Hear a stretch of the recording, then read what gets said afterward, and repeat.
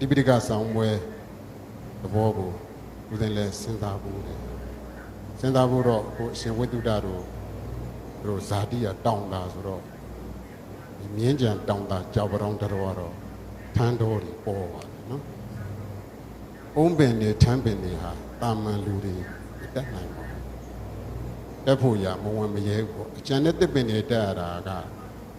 ဆွဲစရာတိုင်စရာဂိုင်းတွေပါလေရှိတော့တစ်ပင်မတက်တဲ့လူလည်းပဲတက်လို့ရတယ်ထမ်းပင်တို့အုံးပင်တို့ဆိုတာရိုးရိုးတစ်ပင်တက်တဲ့လူတော်မှမတက်တတ်ဘူးတိပိဋကဆောင်းပွဲတွေသဘောလေဒီတိုင်းပဲပင်ကြီးမော့ကြီးပြီးတော့တက်ရမှာဝန်လေးပြီးတော့မောလိုက်တယ်နော်စိတ်ကူးနဲ့တောင်မှကြံစီဖို့ရမလွယ်ဘူးလက်တွေ့ဖြည့်စုဖို့ဆိုတာတော်တော်ခက်ခဲတယ်ပြင်းပြတဲ့စိတ်ဆန္ဒဖတ်တန်တဲ့တရားဝရိယဉာဏ်ပညာမရှိလို့ရှိရင်ဘလို့မှစိတ်ကူးရင်လို့မရတဲ့ဆောင်းပွဲတွေပြင်းပြတဲ့စိတ်ဆန္ဒအခြေခံပြီးတော့ဖတ်တန်သောတရားတရားဝရိယအတိညာပညာစူးစိုက်မှုတမာတိဒီလိုစွမ်းအားတွေပြေဝမှဒီဆောင်းပွဲတွေကလုပ်လို့ရတယ်တော်တော်ခက်ခဲတဲ့ဆောင်းပွဲပါဒီကတော့ထမ်းပင်အုံပင်တွေမော့ကြည့်ပြီးတော့ထမ်းပင်အုံပင်တက်ရတယ်လို့ပဲဖြစ်ပါလိမ့်မယ်နော်ထမ်းပင်အုံပင်တွေတက်တဲ့အခါမှာအခြားတစ်ပင်နဲ့မတူဘူးချောတိုင်းတက်ရတယ်လို့ဗျောင်ချောတစ်ပင်ကြီးတက်ရတာဆိုတော့တက်ရတာတော်တော်ခက်တယ်ခက်တယ်ဆိုတာကြီးကိုရအောင်တက်လို့ရတော့ရတယ်နော်ဖတ်တွယ်ပြီးတော့တက်ရတယ်ခြေတော်နှစ်ခုကိုချိတ်ထားလက်နှစ်ခုနဲ့ထမ်းပင်ကြီးကိုဖတ်ထားနော်ဟန်ချက်ညီအောင်တက်သွားရတယ်မျက်လုံးနဲ့လည်းပုံပေါ်ပြီးတော့ကြည့်လိုက်အဲ့လိုတက်ပြီးတော့သွားစတက်ခါတော့မတက်ဖို့ရင်တော့တော်တော်ခက်တယ်ဒါမဲ့တက်သွားတဲ့ပုံကူများလဲချောချောမောမောနဲ့အပေါ်ကိုရောက်သွားတယ်ပေါ့ဒီပြီးတက်သွားတယ်အပေါ်ရောက်တော့ထမ်းပင်တို့အုံးပင်တို့ဆိုတာအဲ့မှာဇီဝင်ရတယ်ဆိုတာရှိတယ်မျက်စလုံးနဲ့ပေါ်ကြည့်ပေါ့ထမ်းပင်တို့အုံးပင်တို့ဆိုတာကရွက်အခက်လက်တွေကအပေါ်မှာရှက်ပြီးတော့ဒီလိုကြာဘူးတွေလို့နော်တန်းလက်တို့ပုံလက်တို့ဆိုတာအဲ့လိုဇီရောက်တဲ့အခါမှာအဲ့ဒီဇီရောက်ရုံနဲ့လိုရင်းပန်းတိုင်ရမရောက်သေးဘူး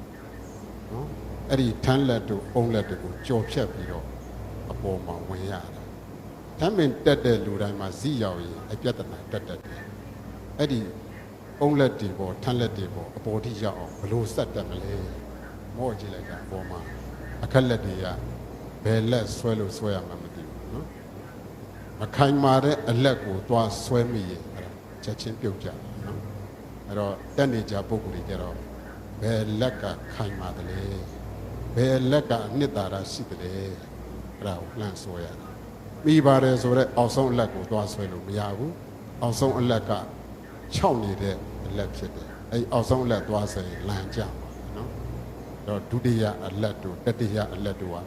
စိုးပြီးတော့အပင်နဲ့ကပ်ပြီးတော့ခိုင်မာတယ်အဲ့ဒီအလက်တွေကိုလှမ်းဆွဲပြီးတော့ဝင်ရတယ်အဲ့ဒီဇီဝင်လာမှာတော်တော်ခက်တယ်ပညာသားလည်းလိုအပ်တယ်ပေါ့ဒီဘောပဲဒီပိဋကဆောင်းပွဲနှစ်ပုံခွဲသုံးပုံလောက်ရောက်သွားရင်ဦးသိမြင်လာတော့အဲ့ဒါဇီရောက်တာနဲ့တူတူပဲเนาะအဲ့ဒီနောက်ပိုင်းလေးဟာဇီလေးဝင်ဖို့ရအတွက်တော်တော်ခက်တယ်အဲ့ဒါဝင်တတ်တဲ့ဉာဏ်ပညာဝင်တတ်တဲ့ဘဝအတွေ့အကြုံရှိမှကိုလိုရာခီးပြီးမြောက်နိုင်တယ်ပေါ့နော်အခုဝေဒုတရှောင်းလန်းခဲ့တဲ့တိပိဋကခီးတော့ထမ်းပင်အုံးပင်နဲ့ဥမာပေးရရင်တော့တဝက်တော့ကြော်ပြီအဲ့လိုပြောရနော်ဇီရောက်ဖို့တော့နည်းနည်းလိုသေးတယ်နှစ်ပုံခွဲနဲ့သုံးပုံလောက်ရောက်သွားရင်တော့အဲ့ဒါဇီရောက်ပြီပဲနော်အဲ့တော့ဇီဝင်လေးကနည်းလေးဟိုခက်တယ်ခုဝေဒုတပြောင်းရွှေ့ပြီးတော့တရင်သုံးတဲ့ပြည်သူကျိုးဆရာတော်ဘုရားကြီးရဲ့အကြောင်းခုနောက်ဆုံးတိပိဋက3ပါးဆရာတော်ကြီးကျောင်းကပဲတကျောင်းနဲ့မွေးထုတ်တာ10နှစ်အတွင်းမှာ3ပါးလို့ဦးဇင်းတို့ ਨੇ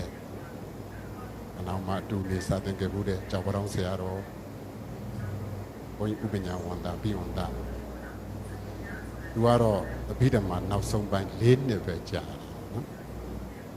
သူ့နောက်မှာပေါ်တဲ့ဆရာတော်ဥဒ္ဒထဉာဏဦးဇင်းတို့တစ်နှစ်လောက်နေတယ်ရေဦးဆရာတော်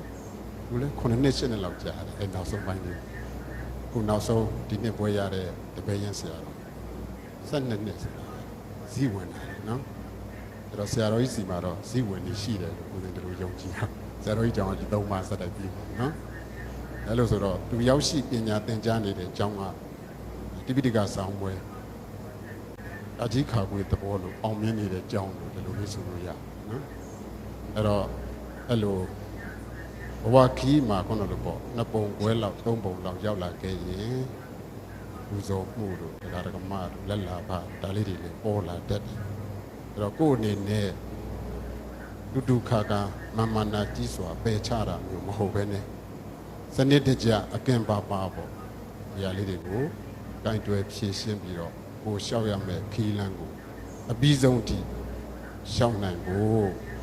နှစ်တာရကိုစွဲယူတတ်ဖို့ဒါလေးကိုလည်းဟိုရတာပြီးတယ်နောက်ဆုံးတစ်ချက်ကတော့စိတ်နဲ့လက်စိတ်နဲ့လက်ကတော့ဒီဆောင်ပွဲတွေဖြည့်ဆိုတဲ့ခါမှာအောင်မြင်ခြင်းနဲ့စိတ်ဆန္ဒပြင်းပြမှာပဲဖြစ်တာဆိုတော့ဒီစိတ်တက်ကလည်းမဖြစ်မနေရှိရမှာဒါဘောတော့စွမ်းအားမြင့်အားစေပေါ့အဲ့ဒီစွမ်းအားမြင့်အားစေတောက်ပြီးတော့ဒီလုပ်တွေကိုလုပ်ရမှာနော်ကိုခွန်အားတွေပေးကိုအားရှိအောင်ပြင်ဆင်ပြီးတော့ကြိုးစားရကြိုးစားတဲ့အတိုင်းလဲဖြစ်တာလဲရှိတယ်မဖြစ်တာလဲရှိတယ်စောစောဆိုဦးစင်းထန်တာသူ2ပုံမှာရေးဖြစ်မှာတော့လောက်မကြလောက်ဘူးလို့ပြောတာအခု2ခါကြာပြီပါနော်အဲ့တော့အခုပုစကားတွေကလည်းဘီယွန်သားဆရာတော်တွေရောက်နေတာဆိုတော့ရင်းတော့ဒီကပါနကဆိုရှုပ်ကနေဆိုပေါင်းတော့ကြတာအခုမရှုပ်တော့ဘူးနော်ဒီလိုဖြစ်နေတယ်နော်ဒီဒါလေးလည်းကိုယ်နေနီလန်ရှာမှာပဲကြိုးစားမှာနော်အဲ့တော့အာဇီလည်းတစ်ဖက်ကစောင့်ထားတယ်လို့ဒီလိုစွမ်းအားမြင့်တဲ့အာဇီမှာမိထွက်ဆိုကြလဲပါတတ်တော့ကြောင်းတစ်ဖက်ကလည်းဖြည့်စည်းလေးလည်းစောင့်ထားပါဆောင်းဝဲကြသွားတဲ့အခါစိတ်ညစ်တာမျိုးစိတ်ပြတ်တာမျိုးမဖြစ်ဘဲနဲ့မြတ်စွာဘုရားရဲ့စာပေတွေကိုငါပို့ပြီးတော့နှံ့ဆက်အောင်အများကြီးလေ့လာရတာပေါ့အများကြီးလေ့လာပြစ်တာပေါ့ဘုရားကိုအများကြီးပူဇော်ရတာပေါ့တရားတွေနဲ့တကွာအတူတကွာငါအကြာကြီးနေရတာပေါ့လို့ဖြည့်စည်းလေးဒီလိုနှလုံးသွင်းနိုင်မှာပေါင်းနေပြီနော်လောက်တိုင်းတော့လည်းဖြစ်မှာမဟုတ်ဘူးလောက်တိုင်းဖြစ်ရင်လည်းဒီဆောင်ပွဲခတ်တယ်လို့နာမည်ကြီးမှာလည်းမဟုတ်ဘူးဒါကြောင့်အာဇီလည်းတစ်ဖက်ကစောင့်ထားတယ်လို့သူ့ရဲ့ဖြည့်စည်းလေးလည်းတစ်ဖက်ကရှိဖို့လိုအပ်တယ်လို့ဦးဇင်းကတော့မြင်မိတယ်တို့ဝိညာဉ်ကြတဲ့တရားဓမ္မတွေကလည်းဟောတော့ထမ်းပင်အုံးပင်တက်တဲ့ခါမှာတက်တော့ကတော့တက်ဟာငါလူကြီးတက်ဟာရောက်တော့မှဟာတက်ဟာနဲ့အားပေးကြတယ်ပြုတ်ကြတဲ့ခါတော့မင်းတို့လူတော့ကြာပြီကွာလို့ပြောတယ်တက်တုံးတော့ကိုလူတဲ့ကြာတော့ငါလူမဟုတ်သူတို့လူဖြစ်သွားတယ်နော်အဲ့လိုမျိုးလဲမဖြစ်စေပဲနဲ့ဒီအတူပူမြကြာတဲ့ခါမှာလဲဦးစင်စိတ်မပြတ်ရအောင်အားပေးကြပါဝန်းရံဖြည့်ဆည်းပေးကြပါလို့အဲ့ဒါအားစေးနဲ့ဖြည့်ဆည်းစိတ်နှလုံးကိုတောက်ပြီးတော့ရှင်ဘုရားရှောက်အောင်မယ်ခီလန်းကိုပြည့်စုံအောင်ရောက်အောင်ရှောက်လန်းနိုင်ပါစေလို့ဒီ3ချက်ဟောရတာပေးပါတယ်ကဲအားလုံးလိုက်ဆိုလိုက်ပါယနေ့ပြုရအာစရိယခုနပူဇာယနေ့ပြုရခုနဝိသိဋ္ဌပူဇာမင်္ဂလာတိသူမှာခွန်အားလွန်တိုးဝါ၍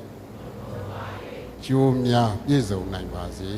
ကျိုးများပြည့်စုံနိုင်ပါစေယနေ့ပြုရယနေ့ပြုရအာစရိယအာစရိယခုနပူဇာခုနပူဇာဝိသိဋ္ဌပူဇာဝိသိဋ္ဌပူဇာမင်္ဂလာတိမင်္ဂလာတိသူမှာခွန်အားလွန်တိုးဝါ၍ကျိုးများပြည့်စုံနိုင်ပါစေကျိုးများပြည့်စုံနိုင်ပါစေသာဓုသာဓုသာဓု